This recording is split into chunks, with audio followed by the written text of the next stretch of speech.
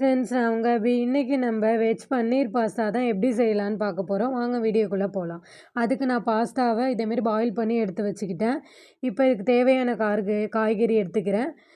Onion, tomato, carrot, green chilli, capsicum, கறி leaves, கொஞ்சம் coriander, கொஞ்சம் ஜிஞ்சர் கார்லிக்கை நசுக்கி வச்சுக்கிறேன். இதெல்லாமே ஒன்று நான் எடுத்துக்கிறேன் வெஜிடபிள்ஸ். அதுக்கப்புறம் மில்கி மிஸ்ட் பன்னீர் தான் நான் யூஸ் பண்ண போகிறேன்.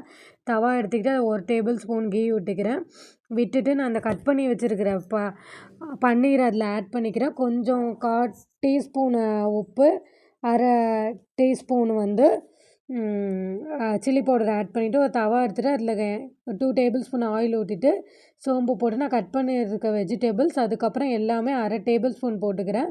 கொஞ்சம் டர்மரிக், கொஞ்சம் சில்லி பவுடர், கொஞ்சம் சால்ட்டு, கொஞ்சம் கரம் மசாலா, கொஞ்சம் சிக்கன் மசாலா டேஸ்ட்டுக்காக போட்டுட்டு இப்போ நான் அந்த பாயில் பண்ணி வச்சுருக்க பாஸ்தாவை அதில் ஆட் பண்ணிக்கிறேன். ஆட் பண்ணிவிட்டு அதுக்கப்புறம் நான் டொமேட்டோ சாஸ் ஆட் பண்ணிக்கிறேன் 1 டீஸ்பூன்.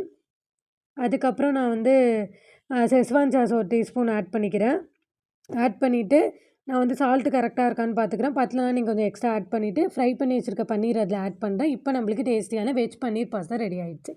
நீங்கள் ஈஸியாக ஒரு ஈவினிங் ஸ்நாக்ஸாக உங்கள் பசங்களுக்கு கொடுக்கணுன்னா நீங்கள் இதை கண்டிப்பாக செஞ்சு பார்த்துட்டு எப்படி இருந்துச்சுன்னு எனக்கு கமெண்ட்டில் சொல்லுங்கள் ஃப்ரெண்ட்ஸ். இந்த வீடியோ உங்களுக்கு பிடிச்சிருந்தால் லைக் பண்ணுங்கள், ஷேர் பண்ணுங்கள். மறக்காமல் லாக்ஸ் வித் அபிக்கு சப்ஸ்கிரைப் பண்ணுங்கள். இன்னொரு வீடியோவில் பார்ப்போம். பாய்.